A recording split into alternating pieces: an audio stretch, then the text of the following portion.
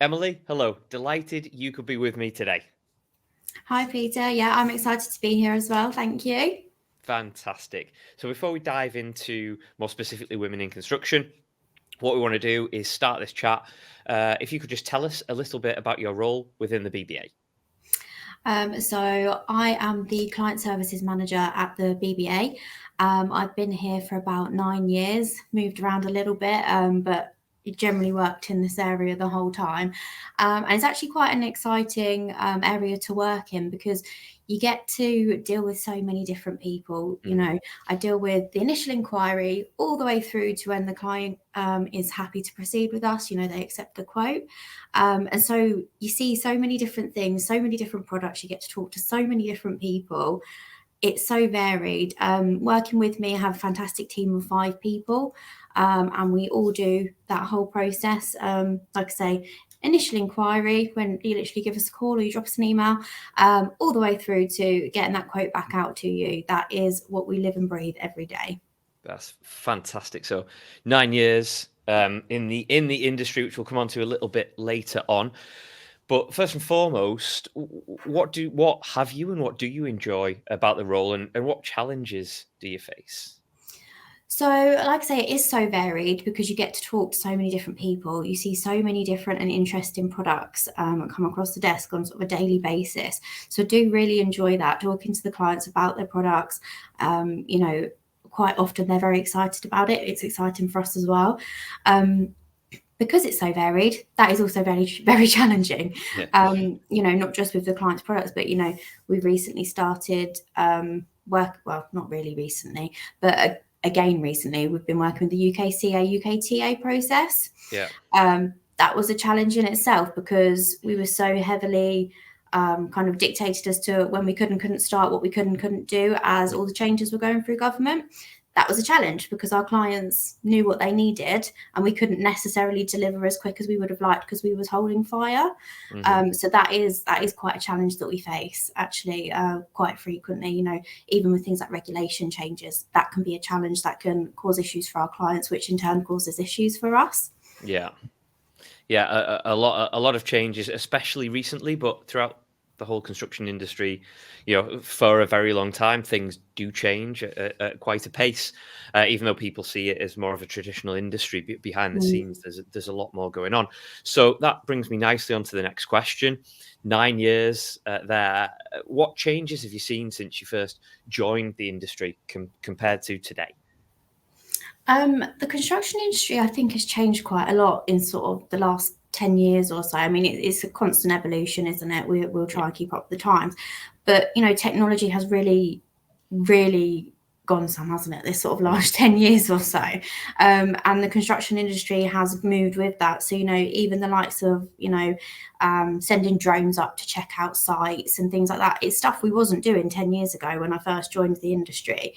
And it has changed the way we all work quite significantly. The last few years, on a personal level for everyone, I think, as well as within the industry, we're all looking more towards sustainability, aren't we?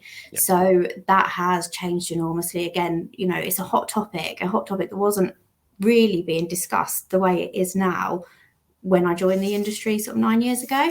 Mm-hmm. Yeah, absolutely, and we can see that. Just again, reverting back to what we were saying before, it's the industry is changing at quite a pace, even though it's seen as traditional, and I suppose that is why women in construction is so important for that variety and for the knowledge and the wisdom that women bring to that industry and that diversity right across the board, regardless of who you are and what age and what sex you are. It doesn't matter. It's that diversity and variety that brings all this new technology and information to the construction industry, which is massively important. So there's been a lot of changes. Digital, Brexit, loads of different things going on. How do you think we can encourage more women to look to get roles within this fantastic industry? So I actually think that the construction industry can be a little bit misrepresented, especially if you ever see it in images. Okay. So you will always see the traditional hard hat, high vis wearing person, but that isn't just what construction is. It's not just about being on site and physically building a house or anything like that. There is so much going on behind the scenes.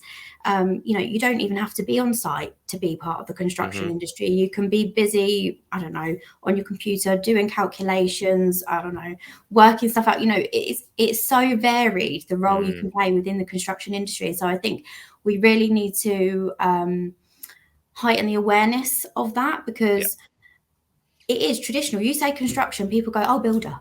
Hmm. No, no, not just builder. And I think often that can perhaps put women off a little bit. Do you want to be a builder? You may well be. Great if you Hmm. do. But if you don't, you're thinking, oh, it's not the industry for me. But actually, like I say, it's so varied. There are so many different roles you can play that are so important to even just the building work, but for the whole industry. So I think that would help enormously if we could move away from that perception, that mindset. Yeah, I agree. It's almost like that iceberg effect, isn't it? And you see that Mhm. little bit at the top, and that top's the hard hat, and Yeah, then there's loads of stuff going on underneath that we don't exactly. necessarily see. Like you said, it's that imagery, or the link that we have with construction, Mm.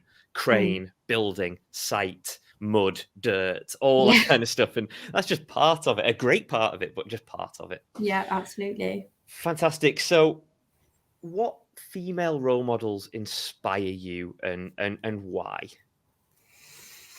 Now, whenever anyone asks me this question, I always want to say Xena the Warrior Princess. Okay. I know that's probably not the serious answer you're looking for. No, not at all. Um, No, no. But so if we'll be serious, that was who I aspired to as a child. I won't lie. As an adult, there are so many amazing women. Like, how can you even choose one? But one that I think everyone knows, everyone can hopefully relate to, is Emma Watson. Okay, And yeah. I will put out there, I am not a big Harry Potter fan, so this is not why. But the work that she does now, she really vocalizes things that are important to women. She says the things that people aren't necessarily prepared to say, the little bit awkward things that you probably shouldn't say. And she says it, and she does it with purpose. She's looking for a change. We're all looking for a change, I think. And she recognizes that men and women to this day are still not globally treated equally. Mhm. And she's looking to change that. And so that really resonates with me, and that's something that's really quite important to me. So yeah, I would say Emma Watson. Cool, brilliant. I think your first choice in Xena the Warrior Princess. That's one for a certain age, I think. I think For all the kids listening, I think Emma Watson is more relatable. showing my age there a little bit. And just on that, because we've had a variety of different inspirational female role models, and one thing that is starting to be highlighted is an age thing, in that we've had Rihanna, we've had Emma Watson now, and you look at the age they were put into a limelight, or were a spokesperson or a front figure, because that was the profession they chose. And it's quite commendable the way they present themselves, Mm, and had to present themselves with a spotlight being so much on them. yeah, absolutely. And they had to, watch the way in which they was behaving, because they wanted to be a good role model for Hmm. people. Yeah, and that's quite difficult to do. Very, very much so. um, So, could you share with us a memorable quote or a favorite quote from somebody that you aspire to? Yeah, so I'm not going to choose an Emma Watson quote for Okay. this. I'm going to go with an Emmeline Pankhurst quote, because when you learn history, what a woman.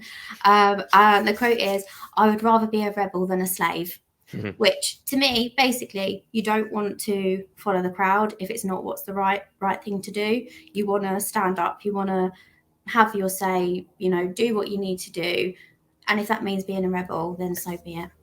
That's cool. I was listening to something the other day, and it said, "When the world zigs, zag," which I thought was quite cool as well. Similar connotations. Excellent.